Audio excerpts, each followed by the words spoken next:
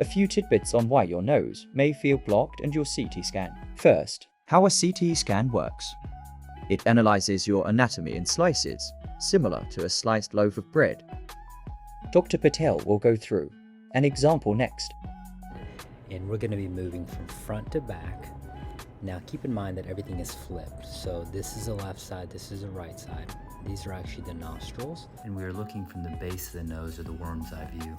Left nostril, right nostril. This is the island of skin that separates the entrance of the nostrils, and it's called the columella. And so here we'll start moving back. And in this particular person, this is what we call the septum, and you can see it's actually deviated over to the left side in this person, and in fact blocking this area where it's touching the outside wall. And this is why breathe right strips work. This is why when you pull your cheek, if it helps you breathe better, it works because the cheek is attached to the skin of the nose, which helps lift this wall up and out. In this person, that's causing a blockage. As we go farther back, you can see that it continues to be blocked.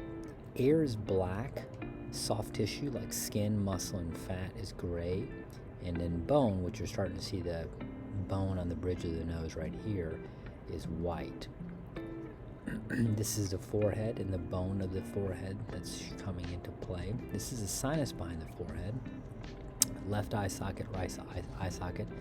Here's that septum again.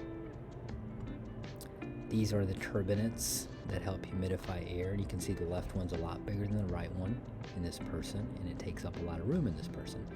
This is kind of what we call a spur, which is a sharp kind of outpouching of the septum that can block the airway as well.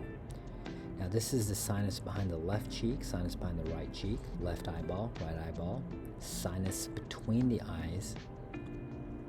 As you kind of go back, this septum continues and these sinuses also continue to go back. These are actually teeth right here. And so in this person, you can see that their septum is deviated in the back over to the right. Up front, it was to the left. That's taking up room. And then these turbinates are taking up room. And so this person has the three most common causes of blockage, which is the turbinates being big, the septum is deviated, and then right here where the valve is kind of pushed over. I always tell people our goal is to get things better, not perfect. And part of the reason why is if we go farther back, you can see that the roof of the nose is actually the floor of the brain. And so if we try to take something where we get better, for example, if we straighten the septum up and we try to go for gusto, but it involves manipulating this area, it can get dangerous. And that's why I often say it's better to shoot for improvement and not perfection, because there can be increased risk. Hopefully this information will make your chat with Dr. Patel easier. Let us know if you have any questions.